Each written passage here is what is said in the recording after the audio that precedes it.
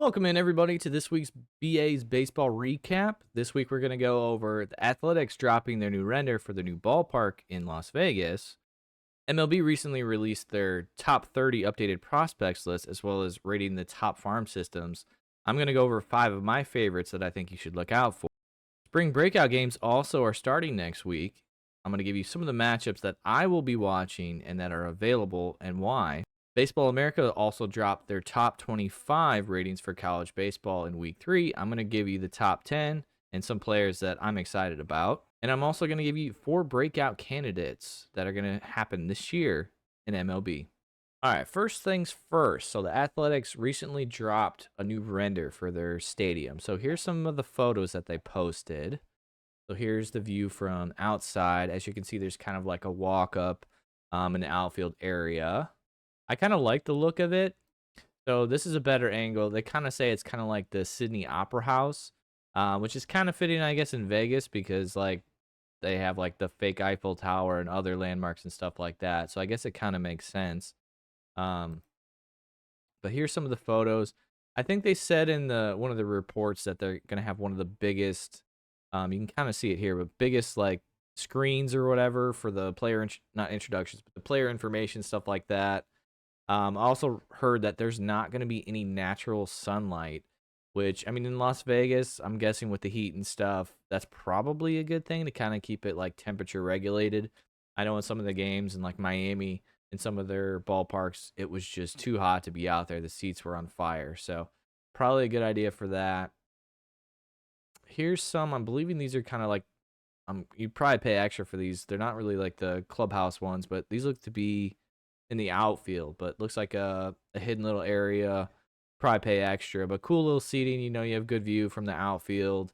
Obviously, this has probably got AC, so it's temperature regulated. Probably expensive food as well, but kind of pretty.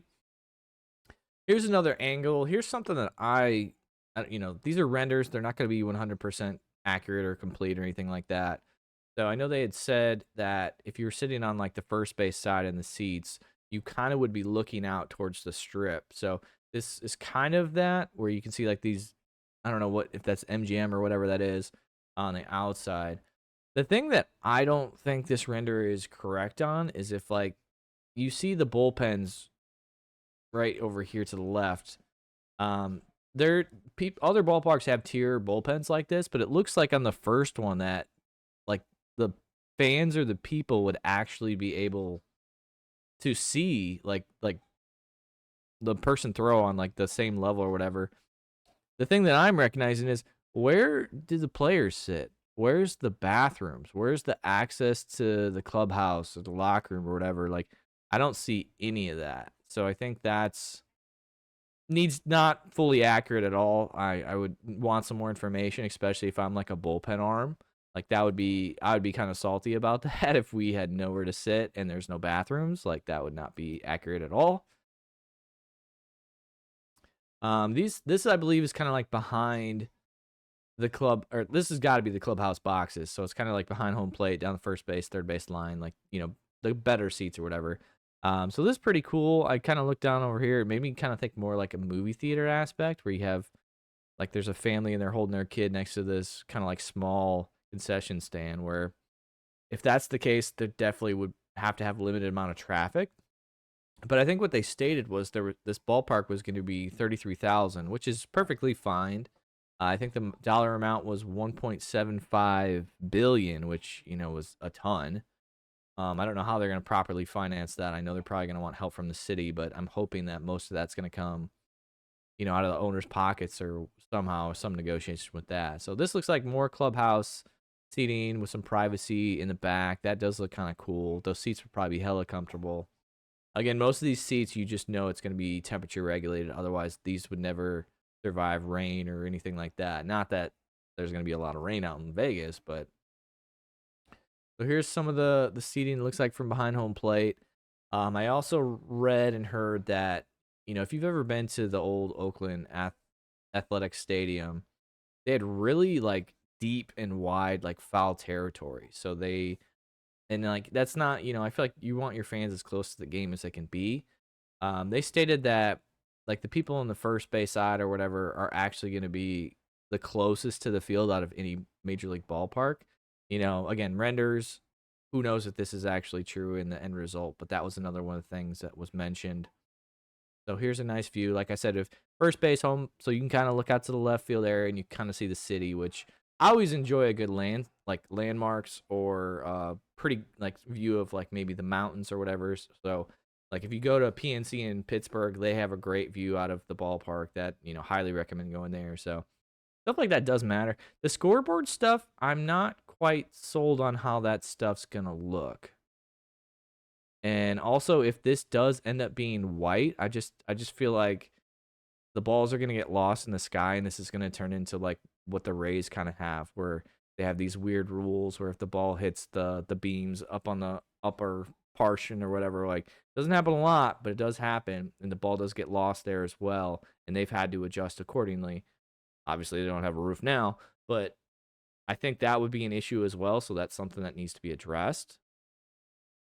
And then this was just a little thing that I copied off of the MLB.com article. So I'll read it for you guys. After reaching agreements with the Las Vegas Stadium Authority on lease, non-relocation, development, and community benefits in December, the A's expect to break ground on their $1.75 billion, 33,000 seat stadium, which is designed by Bjarke Ingles Group and HNTB at some point during the second quarter of 2025, likely June.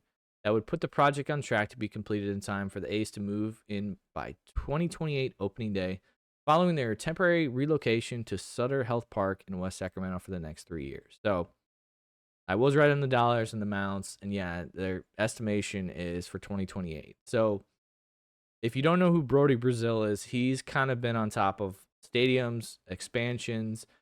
He's in this area, so he kind of knows this a lot better. He raised some good questions and found some good information about possible issues with around the ballpark, but also I guess the ballpark as well.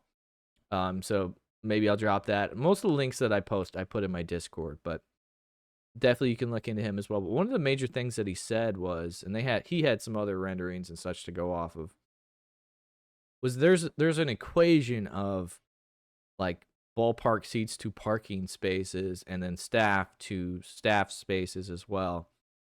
And they're like 5,000 seats short of what they need to be. And it's not like this is an area where there's a lot of area to expand out. Like it's in the city and there's not really any room to grow out. And you have other, I think the Raiders are right there. I think there's the hockey teams right there as well. I think MGM or whatever, that's not far away either. So there's going to be a parking issue. And I don't know how they've curtailed their way around this. I know they say some, they'll have Uber systems or whatever like that. But it's better to have more parking than not enough, especially if there's not other properties adjacent that you can work with. I know they said somewhere that they're going to work with the city to find proper and smart solutions to the parking situation. But then again, I don't feel like the O's ownership has really been forthcoming and has really been on top of these things to begin with. So I'm kind of holding my breath on that. But that's some of the renders for the Athletic Stadium. Let me know what you guys think. 2028 expectations. So in a sense, we kind of, like, I know if you're concerned about expansion, one of the things that Manfred had stated was that he wanted to get the ballpark situations handled for the Athletic and the Rays. So in a sense, we kind of got a game plan and the solution in place for the Athletics. So next once we figure out what happens with the Rays, I know with the hurricane, their roof is bad, and I don't know if they're ever going to fix it. I think the city wants to, and every year that they don't play in that ballpark, they're supposed to add another year to their lease agreement, but they don't seem willing to negotiate. I think the Rays team wants out, and I think the city wants to keep them. So that's going to be another bloody mess, just like what we just went through with the Oakland situation. So fingers crossed that everything works out. All right, moving on. So MLB.com, their pipeline, and I think they do a great job. Others, maybe you're a Baseball America guy, great. I don't pay for their subscription, so I don't get to see them. Fangraphs, I believe, also has one. They're pretty good as well. Whatever one you like, great. I tend to go off MLB Pipeline. I'm just more familiar with the site. I like the main two guys that kind of run it and judge this stuff. They do a great job a lot of good prep on the podcast. They also post stuff around like the draft, the All-Star break, all that stuff. They just do a really good job of keeping it updated. But they dropped this, and this is just I think it's top 10 over the years. So I don't know if they officially started in 2015, but this is still a nice little track record of the last 10 years. So this year's rankings, it's the Tigers are first, Tampa Bay Rays second, Red Sox third, then the Dodgers, Mariners, White Sox, Brewers, Cubs, Guardians, and Twins. So I didn't want to just go through like the top 5 like that. I feel like that's an easy read for most people. For me, I wanted to go through kind of like my top 5s and why they're of interest to me. All right, the first one that we'll go over, this is the Mariners, so the Seattle Mariners. So since I've been paying attention to the draft the last few years, I feel like the Mariners have done a great job. I feel like they've definitely kind of relied more on like high school talents with high upside and stuff like that. But since the draft's gone on, or their system with their new front office has kind of been a couple years now, like their top guy, Colt Emerson, he's still only 19. I think they drafted him 2 years ago. Um, exciting talent. He leads the group with the hit tool of 65, which is above average. He's going to be a solid player. I think his question mark is where they're going to stick him on the field. With the Mariners, bringing up all their top arms, Gilbert, Wu, Miller, all those guys. They've kind of focused more on hitters, which they feel like they should have. So it's nice to see that the top 7 of their guys are all position players. But then when you look at Ryan Sloan, and then I'm not even going to attempt to pronounce him, but or maybe I will, Sintaji, he's the guy that is a switch thrower. So, like, he's exciting just for that aspect alone. Ryan Sloan, I remember, I think he was either a first rounder or a comp pick or a second round, but I remember him in the draft and thinking, man, this is whoever's going to get this guy, that's going to be a steal, because I felt like he was slipping in the draft a little bit because everyone was focusing more on more polished players, more like college arms, stuff like that, and he came out of high school. But this is the top 14. I know if we go to the next slide, number 16, Brandon Garcia was not rated last year. Then he had a solid campaign. He's now up to 16. So there's guys that are overperforming. Their system put in place, I think they've done a great job. I think the Cardinals actually took one of their player development coaches or leaders or whatever from the system because they've been doing such a great job. This is their 15 through 28. This is their 1 through 14. I highly recommend, if this is your team or if you like the Mariners, to hop on this page, read through some of their things. MLB has some good articles on there as well that I've posted in the Discord. Just briefly going over it. Cole Emerson leads the system in the hit tool with 65. Lazaro Montes is power tool of 65. Johnny Farmelo has 65 run. Yorger Batista is 65 arm. Ben Williamson, 65 defense. Hunter Cranton's got a 70 fastball. Now, again, these are all above average tool set. Your average is 50. So these are solid tools. So there's a lot of things to get excited about. Curveball, there's 3 guys tied at 50. So nothing exciting right now for the curveballs, but a little tweak here and there, and suddenly that can change. The slider, there is 4 guys with a 55 slider. Actually, I take that back. There's 8 guys with the 55 slider. There's Ryan Sloan's got a 60 changeup, and then there's 3 guys tied with 50 control. So nobody's got crazy, amazing control yet. But this system also has, I think, 7 of the top 100 prospects. So not only are they top heavy, they also got like young guys with older guys that are peaking, you're ready to get to the MLB. This is just one of the systems that I've had my eye on. I know if you're Mariners fans, and even if they're not my main team, I still feel like they should have been more aggressive with free agency. But I think they're also willing to give some of these guys openings and chances to break out and get a chance and make the big league club. Now, definitely, I think some of these top guys are still a couple years away. I think most of them are in like high A or double A. So, year, maybe 2 years, depending on how fast they want to rush them. But something to get excited about if you're a Mariners fan. All right, for my White Sox fans, now, yes, their major league team is terrible. And yes, they just traded one of the best pitchers in baseball with years of control left. But they did get some good prospects back in return. Kyle Teal, Braden Montgomery, very good prospects. As you can see on this list, Braden Montgomery goes to 5. They also got Chase Meredith, which is their number 8. So they're making trades. They're developing. Teal's number 2. Schultz they got in the draft. Hagen Smith they got in the draft. To me, I don't even think it's arguably. They have the top 2 left-handed starting pitchers in the minors right now. And I think since Hagen Smith was like a top 7 pick, he's going to be a fast riser. Schultz, I feel like, is flirting with it. He could be in the big leagues maybe this year, maybe next year. Kind of depends on how fast they want to rush him.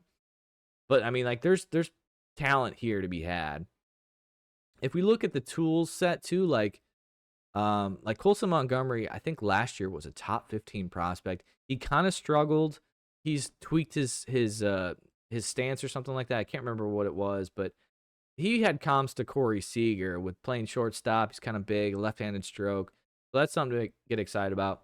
The fact that they added Teal and they already had the Edgar Guerrero, they have a really good combo of catchers that maybe one is more advanced hitting, maybe one's more advanced defense, maybe they want to platoon them in their development or something like that.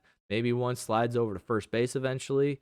Kind of depends on how they want to do it in their system. But White Sox got some talent. I think even if you go down their top 30. So for me, looking at through their top 30, I know Caleb Bonner, Jacob Gonzalez, Brian Ramos, he was up a little bit higher. He's definitely slipped. Wilka Gonzalez is number 18. He also came over in that Garrett Crochet deal. Kyle Busch at 22. He used to be a decent prospect for, I believe, the Angels. They kind of, I think, gave up on him, but if they could somehow fix this guy, he could be in the top 15, no problem. Nick Nostrini, I can't remember if he ended up getting a little bit of time in the big leagues last year or not. He did. So he didn't perform well in the big leagues, but it was only 35 innings, more walks than strikeouts, so he probably has some control issues. If he doesn't make it as a starter, he could end up being a reliever, and maybe that's his niche right there. He's pretty average tool set across the board. But I think if, the White Sox obviously are struggling in the majors, they got to figure out their system. They got to develop young talent because I don't think many players right now want to go to Chicago in that team, in that system, whatever. So they got to have a good system. I believe they're number 6 right now. So they do have talent. It's just a matter of if they can get it to the big leagues. Chase Meteroth, I believe he had the best hit tool, and he had his on base, I think, was like 400 something. So he was definitely somebody to get excited about. So if we break down the best tools, yes, Chase Meteroth has got a 60 hit tool. Greg Montgomery with 60 power. Colson Montgomery and George Wolkov are also 60. Top run tool at 60, William Bergola. Braden Montgomery again's got a 70 arm. 2 of them are tied at 55 defense. Hagen Smith's got a 65 fastball. Mason Adams got a 60 curveball. Noah Schultz has got a 70 slider. Now, again, he's one of the top guys. He's the number 1. Changeups, there's 3 people at 55, and then Mason Adams has got the 60 control. So for me, just looking at that, Mason Adams 60 control, 60 curveball, I kind of like him. I want to look more into him. I know right now he's their number 12, but White Sox got some pieces, something to keep your eye on, especially as they're developing. Some of these guys might get pushed a little bit faster so they can see what they have. White Sox don't really have anything to lose right now, so they can be patient, or if they think other guys, like maybe there's a 40-man crunch, maybe they want to push them and see what they have. This season is going to be very telling of what they decide to do.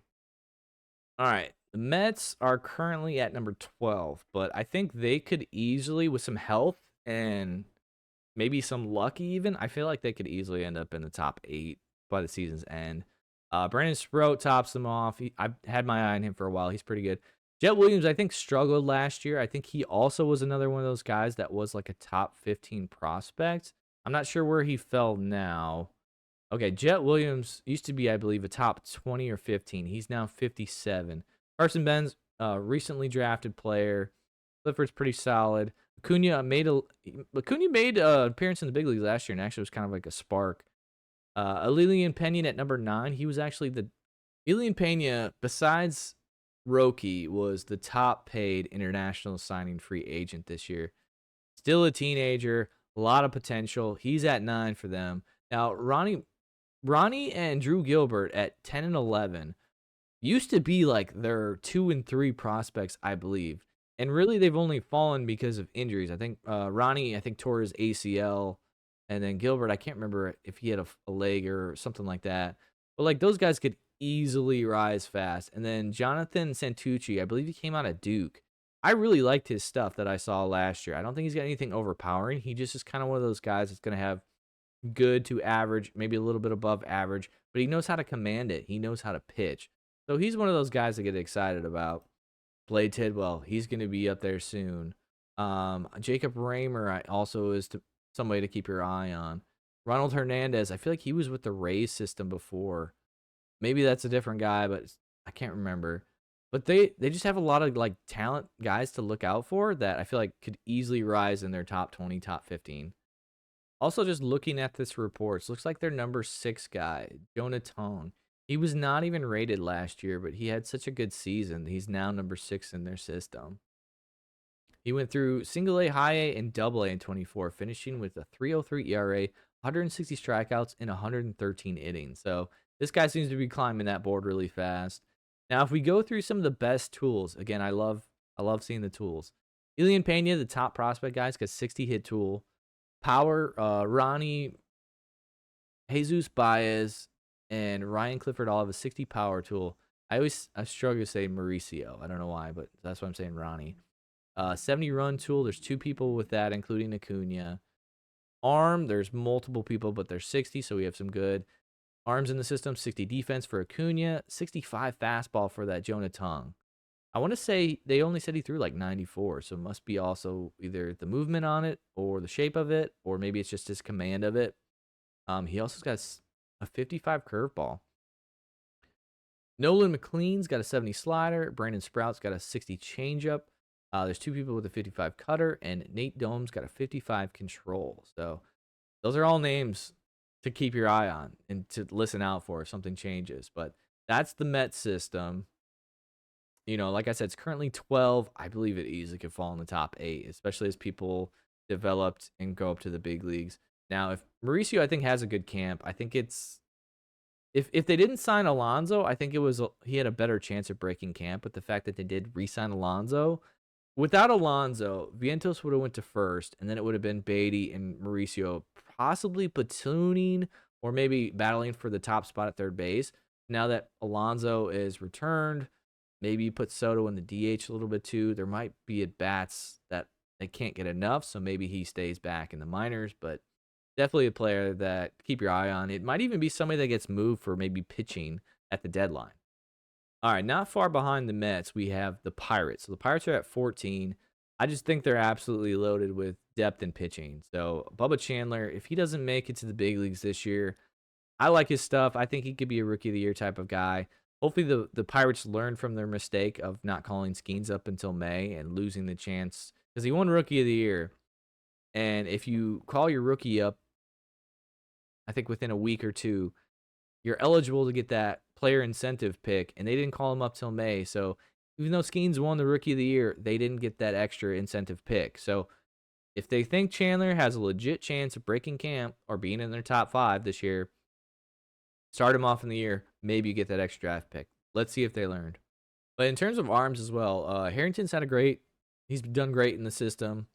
Ashcraft, Barco, both solid arms. Maybe they're not like 1s or 2s, but they could be in there. Levi Sterling recently drafted. Levi Sterling, I believe he was a draft pick in the top 3 rounds because I remember his name. So we'll see how fast they want to move him, but they've done a great job of developing arms.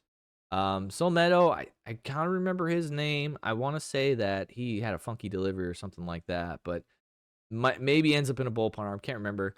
They did make some trades, so they picked up Nick York. I know he's got a solid hit tool. There's another guy, Mitch Jebb, I think, also has solid hit tool as well. I believe they traded for him as well last year as well.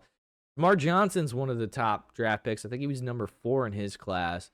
Hasn't developed as they think or expected. Because out of the draft, he had like a 60, 65 hit tool. But he is 20 in Double A, so he's still doing pretty solid. But yeah, this is a system to keep. If you remember the draft last year, nobody, I think, had more exciting tool set than Connor Griffith. Just an athlete. I don't want to say a freak, but maybe on the freak spectrum. And then if you go a little bit deeper, Chang, I believe, played in the World Baseball Classic. So if he doesn't make the roster, he'll be flirting with one of the last spots. Other than that, nothing else that sticks out to me. This is kind of, I want to say, a top half heavy out of the 30. I kind of like their top 18, 19 guys or whatever. But for a system that's kind of there in the middle at number 15, with all their arms, it's something for me to get excited about, at least if I'm a Pirates fan. Again, if we're looking at just the tool set, so York and Jeb got a 55 hit tool. Connor Griffith's got a 60 power, tied with 65 and run with Jeb. He's got a 70 arm. Also, Brannigan also has a 70 arm. Juicy Chang has got 65 defense. Bubba Chandler and David Matoma's got a 70 fastball. Levi Sterling's got a 60 curveball. Ashcraft, Chandler, and Barco all got 60 sliders. Harrington, Chandler, Burrows, and Carlson Reed have 55 changeup. And then Harrington's got a 60 control. So me just looking at some of this stuff, I definitely am going to look more into Thomas Harrington. And then last but not least, the Royals. So the Royals are currently rated at 23. And it's probably pretty fair. I feel like they are kind of top heavy, but there's just a couple of players that I also would like to mention. So Jack Caglione had potential to be a two-way player. The Royals are not going to go that way. They're going to have him focus on just hitting, which is probably smart. He's got the power. He's got the tool set. Really what he lacks there is kind of the plate discipline, but he had a great year in Florida the last 2 years. He's got really weird like metrics, like it's like he swings a lot, but he doesn't miss when he swings, but yet he swings a lot at balls like that are not in the zone. Blake Mitchell and Carter Jensen, both top catching prospects. I like both of their profiles.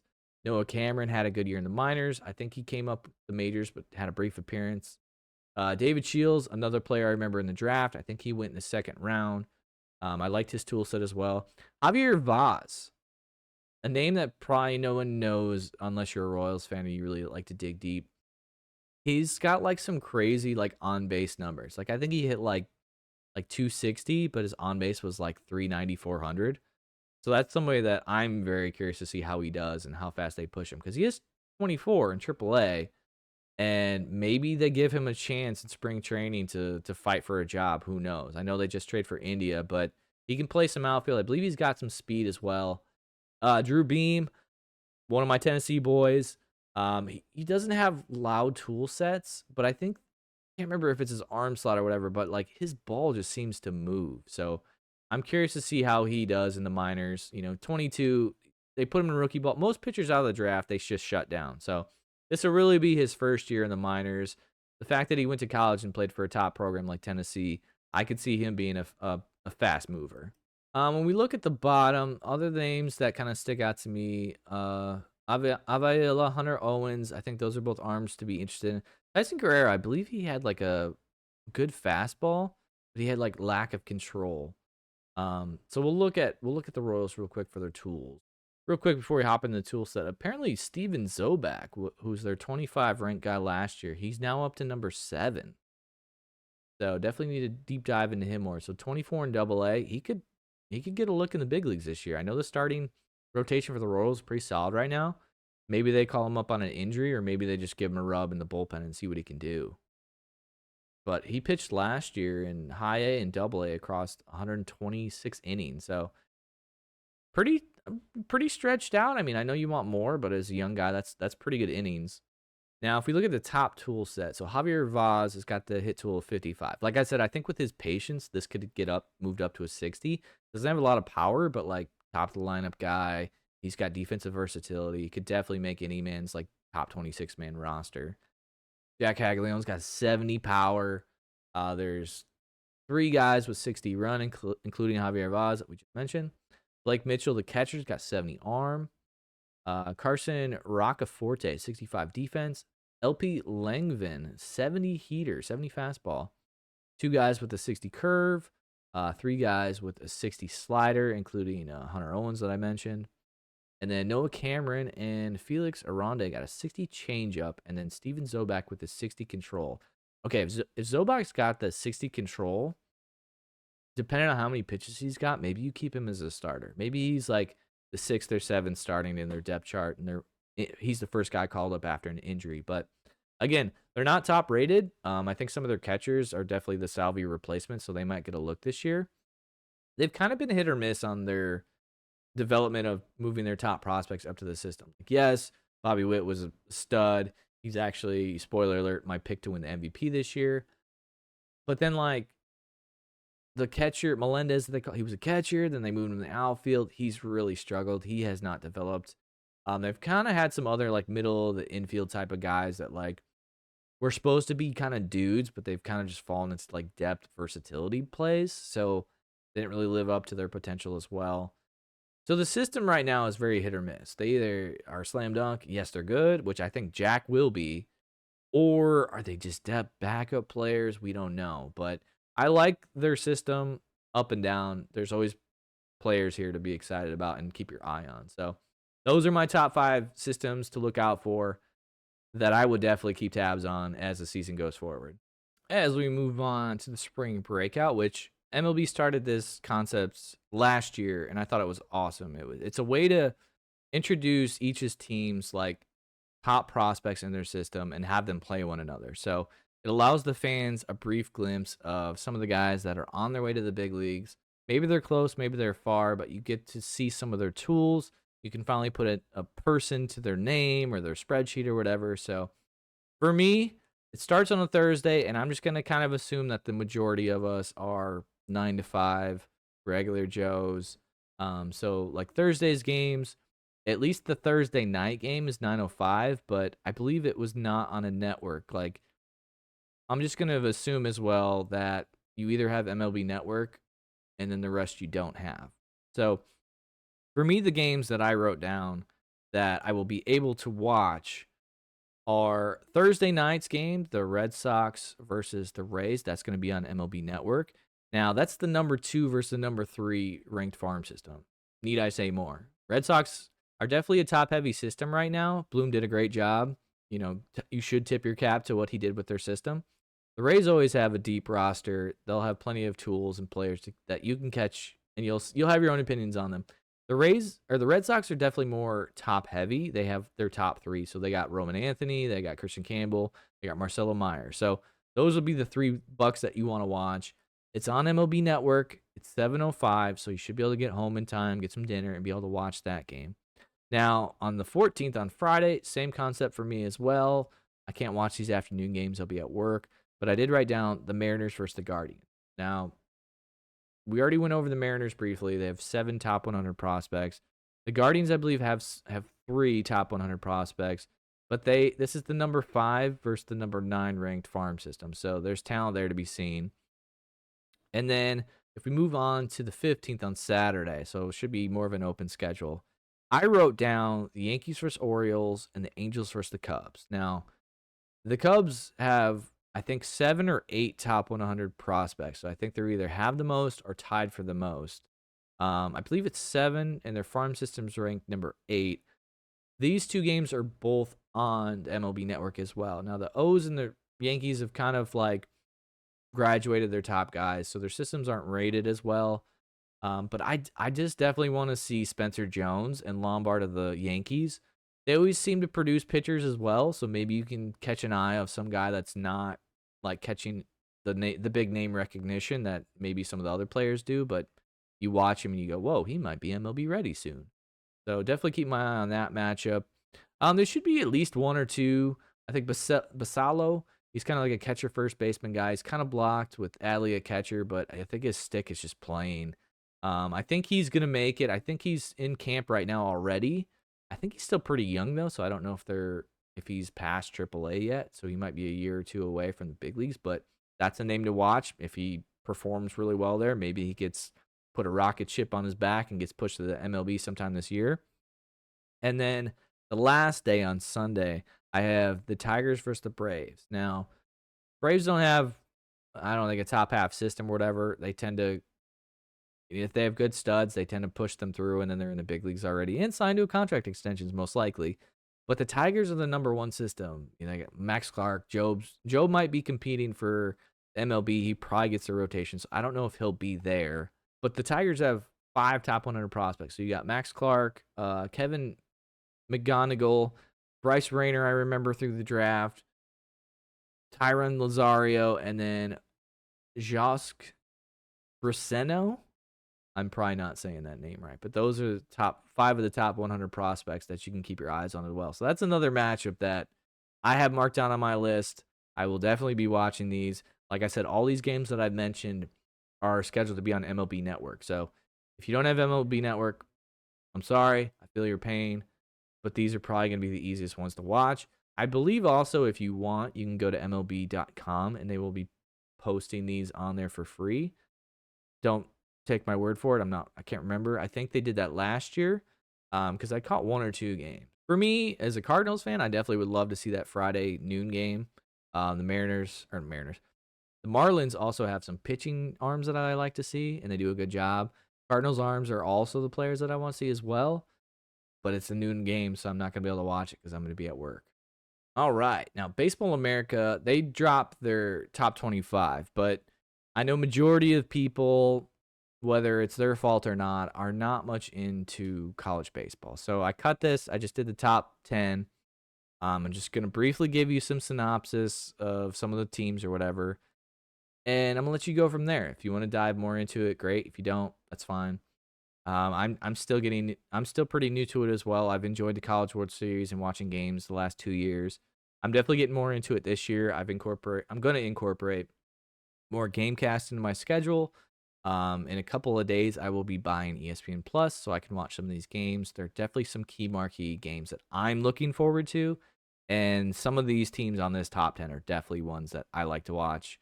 And if you're very interested in draft prospects and stuff like that, this is the best place to start.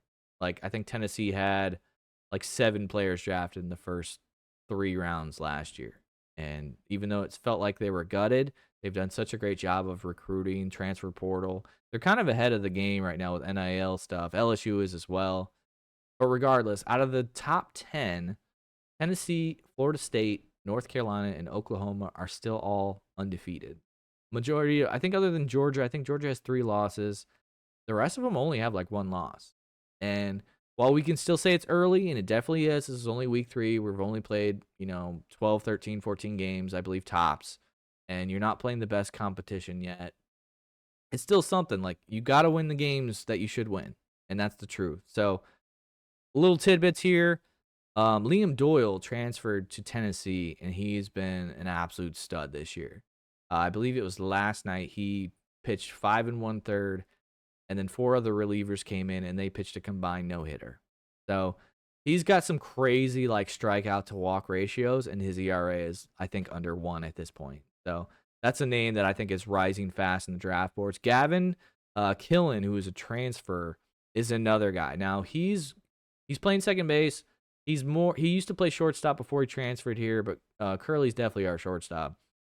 I think his biggest judgment right now is that he's kind of got a fringe arm. He's going to be a second baseman if he advances.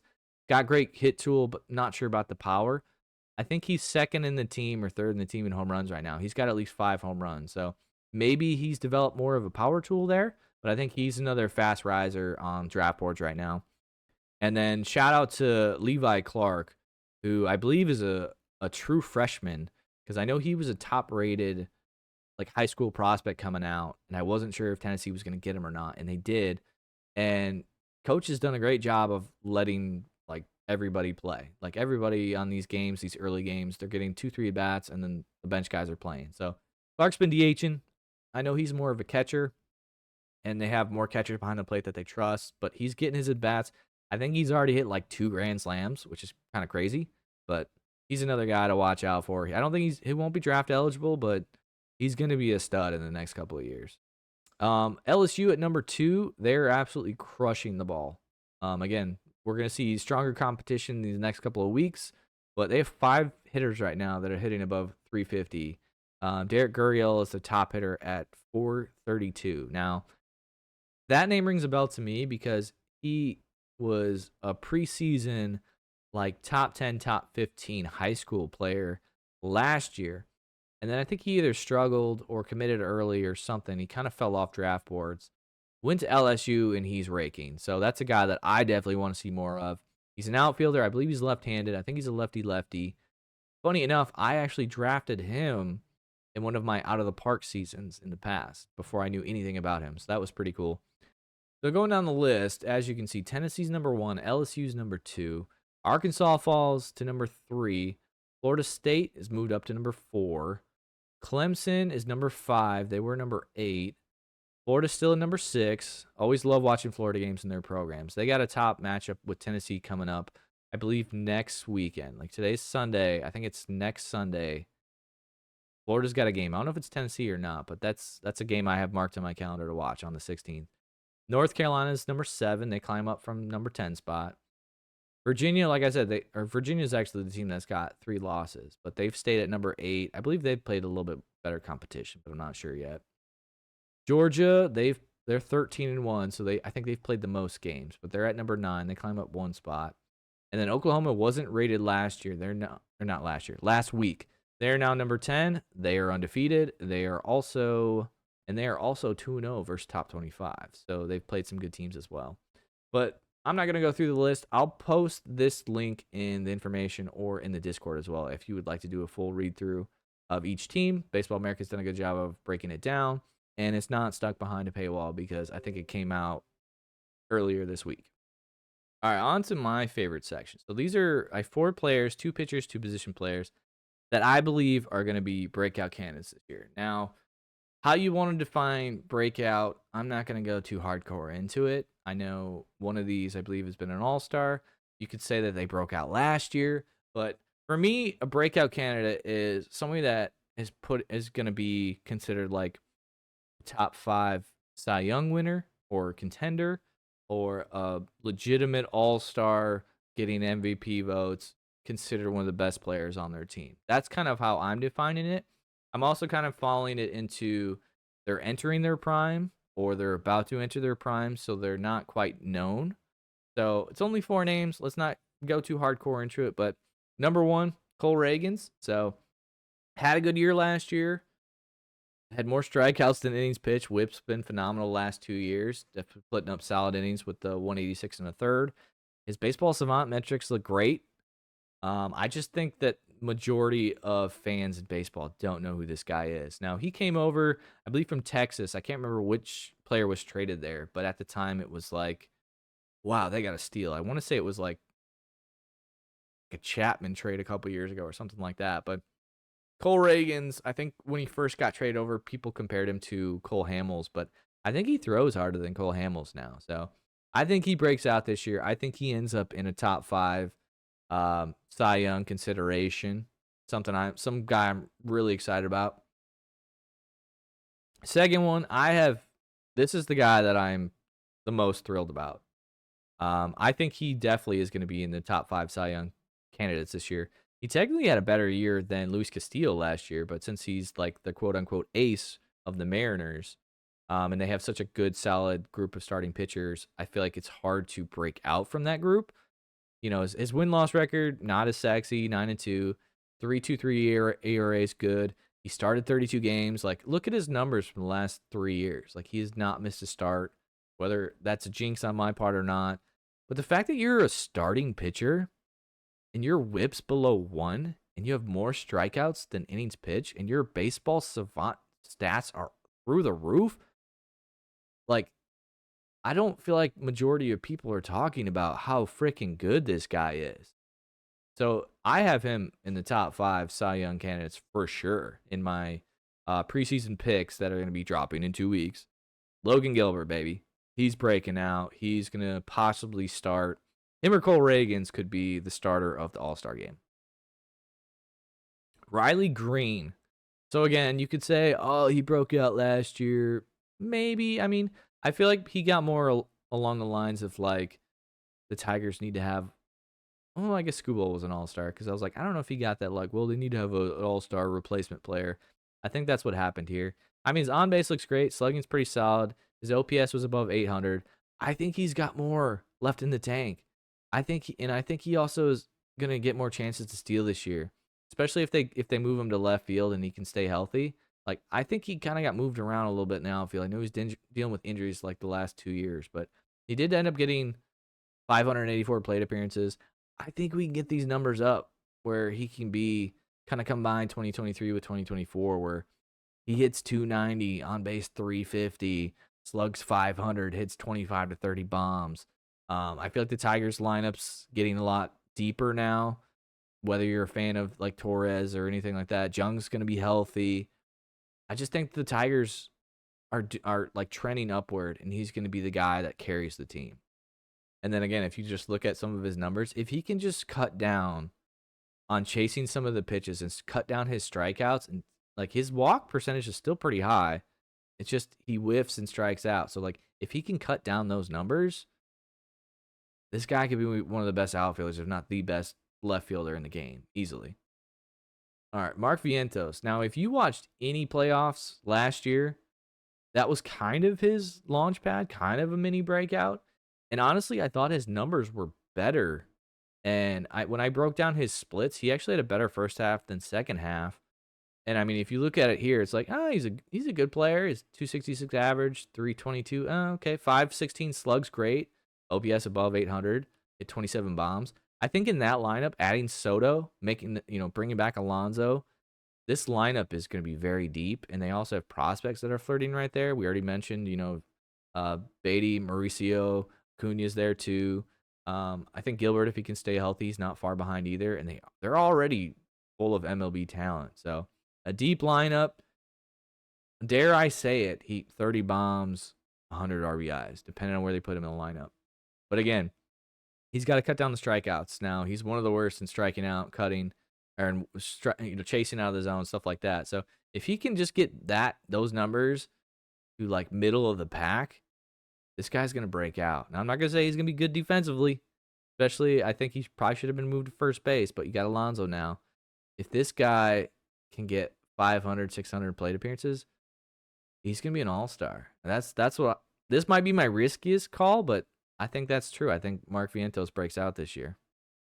But all right, guys, that's what I got for you today. We'll be back in 2 weeks. I'm already going to be starting on this one because I feel like this one's going to be a long video. So it might not be any current events, but we're going to go over our grades for the offseason. We're also going to go through our preseason picks. And if you're interested in contributing or talking through some of our decisions and picks, I will be streaming the Red Couch with my friend Rich, and we're going to be doing an MLB preview on March 26th, the day before opening day. So we will be around to discuss that stuff. Again, this will be on my Twitch. You'll be able to find me. All you gotta do is look at my info. But I will see you guys again in 2 weeks.